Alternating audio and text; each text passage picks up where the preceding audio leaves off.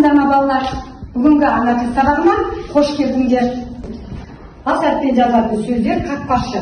Сабағымызды бастамас бұрын біз сендермен шарттық шеңберін құрып алайық.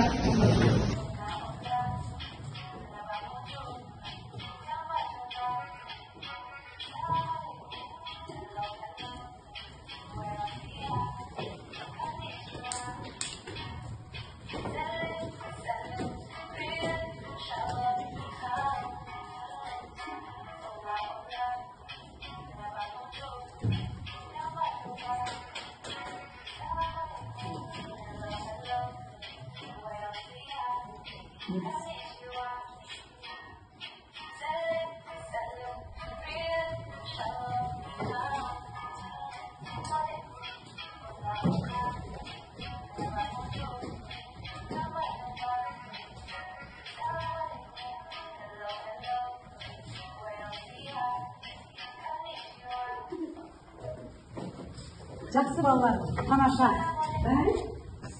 Жақсы үйде түстіңдер. Ондай балалар өткен сабақты қысқылау кезінде мен сіздерден қазір қарғал ойынын ойнаймын. Ойынның ережесін біз бәріміз білеміз, яғни мен сіздерге допты беремін біреуінен, қала десек қаланың атын айтамыз, ауыл десек ауылдың атын айтамыз, адам десек адамның атын айтамыз. Және мына доппен ойналатын ойындарды да сұраймын. Олай болса балалар, мен не үшін қала, ауыл немесе адамның аты деп тұрмын? Ол сөздер қалай жазылады еді? Бас әріптен бастап жазылады, дұрыс айтасың. Рахмет. Яғни бас әріптен бастап айтылатын сөздер ауылдың жер су аттары, қала аттары және адам аттары екенін біз білеміз.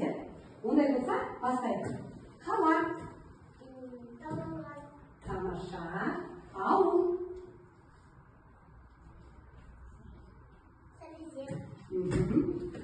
адам, ақмарал, жарайсың, қала, ауыл,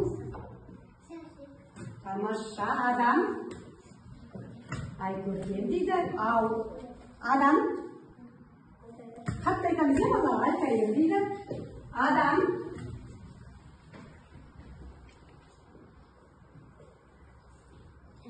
Жания дейді, адам, жарайсың, қала,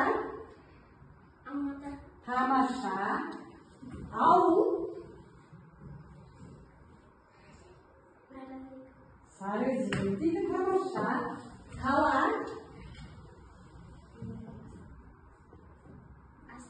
ой, тамаша, Астана, доппен ойналатын спорт ойыны,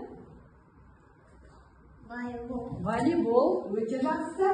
Доппен ойналатын спорт ойыны. Футбол дейді.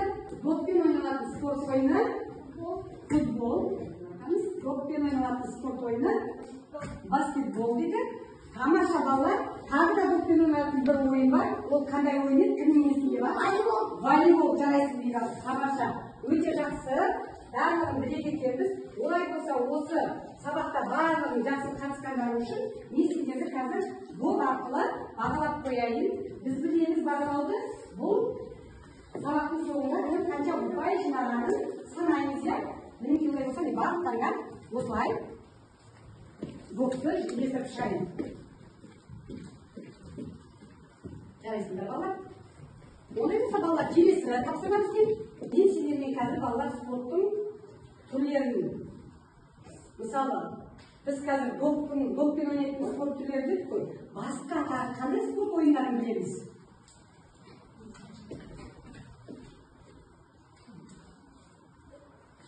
Суға бататын, суға ойнайтын доп. Суда жүзетін доп. Суда жүзеді екен, тамаша. Судоғын айттық. Енді балалар, дұрыс қой. Енді спорттың басқа түрлері қандай? Мысалы, Айсұлтан, сен қандай спорт түрінен айналысың? Карате. Қандай спорт түрінен? Бокс, тамаша. Бокс. Тағы да? Волейбол. Каратені айттық. Күрес бар, не? Бокс дедім де жаңа. Соған ұқсас күрес бар. Мына доппен біз не ойнаймыз? Волейбол ойнаймыз. Мына доппен? Тамаша. Ал футболды балалар біз Қалай ойнаймыз? Аяқпен теуіп ойнайды екенбіз. Тамаша, жарайсыңдар, керемет. Осы футбол ойыны туралы біз білеміз бе? Білеміз. Аяқпен ойнайтынын білеміз. Теледидардан да көреміз, иә? Олай болса, осы тапсырмаларды доп туралы білетіндердің ішінде сіздерге тағы да бір допты сыйлыққа беремін. Балалар, тақтаға қарайықшы. Біз мына жерден осы тақтада кімді көріп тұрмыз? Адам. Бұл кісіні біз танимыз ба? Жоқ. Дұрыс айтасыздар, бұл кісіні танымаймыз. Ондай болса, танысайық. Бүгінгі өтетін біздің мәтіннің авторы, яғни бізге жазған қақпашы деген мәтіннің авторы осы Сәбит Дүйсенбиев деген ағамыз екен. Ол кісі 1959 жылы Түркістан облысы Түлкібас ауданының Шақпақ Баба ауылында дүниеге келген екен. Ол кісінің тәтті алма және қақпашы деген әңгімелері жарық көрген екен. Ал балалар, ондай болса қақпашы деген әңгімені мен сіздерге оқып берейін. Жақсылап мұқият тыңдайық. Жақсы ма? Қақпашы. Ауыл сыртындағы алаңда балалар күнде футбол ойнайды. Ойын басталарда қақпашы сайланады. Алайда балалардың көбі қақпашы болғысы келмейді. Бір күні футболдан жарыс өтеді деген хабар келді. Оған жақсы ойыншыларды таңдай бастады. Жарысқа тек ерікті ғана қабылдады. Ерік сол жарыста ең үздік қақпашы атанды. Балалар әлі де футбол ойнап жүр. Енді балалардың қай-қайсы да қақпашы болуға құштар. Ал балалар мәтінді оқыды, мәтіннің авторымен танысты. Ондай болса, мына суретпен жұмыс жасап жүрейікші. Біз суреттен кімдерді көріп тұрмыз? Балаларды. Олар не ойнап жүр? Қандай ойнап жүр? Оларды кімдер деп айтады екенбіз? Дейді екенбіз. Енді балалар, өздерің футбол ойнайсыңдар ма? Ойнаймыз. Футбол өте қызықты, иә? Футбол ойнаған бала, ол еңбек еткенмен бірге екен балалар. Яғни, иә? Менің ағам футбол ойнайды. Тамаша, керемет. Кәнекей орныңыздан тұрып, сергіту жаттығуын жасайық.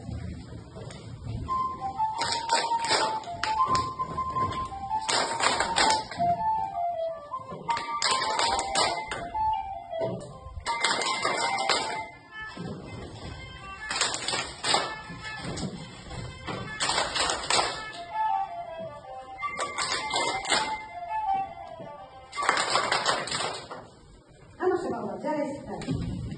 Сергіп қалса, енді келесі тапсырма балалар. Орнына ауыстырып берілген сөздерден сөйлем құрайын дейді. Яғни, екінші жаттығу оқулығымыздағы екінші жаттығуды ашайық.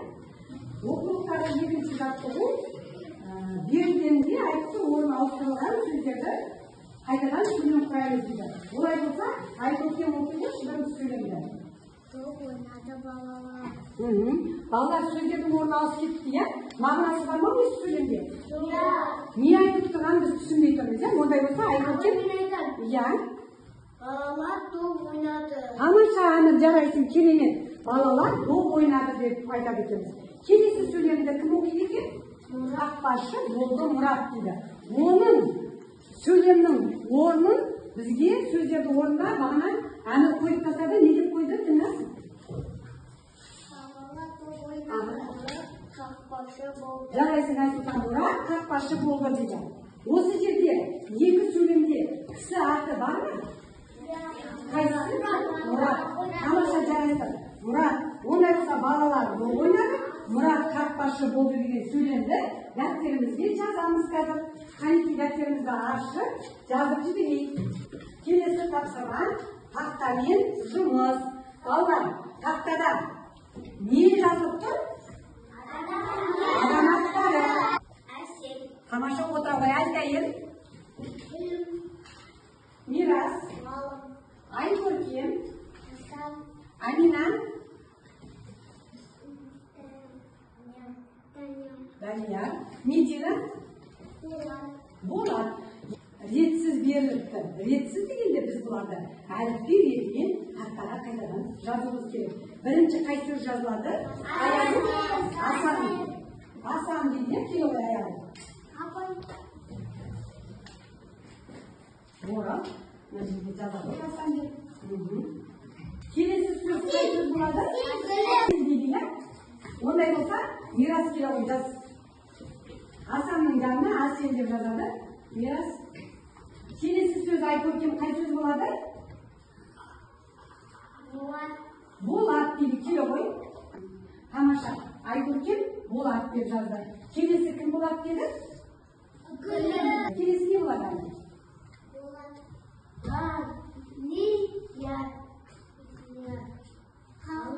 Ғалым болады, иә? Ғалым деп жазады. Келесі сөз Айсұлтан қай сөз болады? Ең соңғы?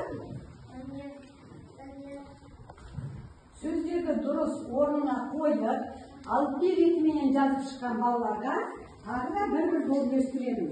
Тамаша, отыра ғой. Олай болса балалар, келесі біз сендермен дұрыс, бұрыс деген ойын ойнаймыз. Яғни дұрыс ойынында балалар барлығымыз мен сұрақ қоямын. Барлығымыз егер мен айтқан сөзім дұрыс болса, үш шапалақ береміз. Дұрыс емес болса, бұрыс деп ауызша айтамыз. Жақсы ма? Футбол өте қызықты ойын. Осы ойынды үш команда ойнайды. Бұрыс, иә? Яғни үш команда ойнамайды ғой, оны екі команда ойнайды. Солай емес па? Әр командада 10 адам болады. Бұрыс. Яғни ол футбол ойынында 10 адам болмайды екен бір командада. Тыйым салынған тәсілмен ойнауға болмайды. Тыйым салынған. Ол дұрыс болса біз не істейміз? Шапалақ ұрамыз.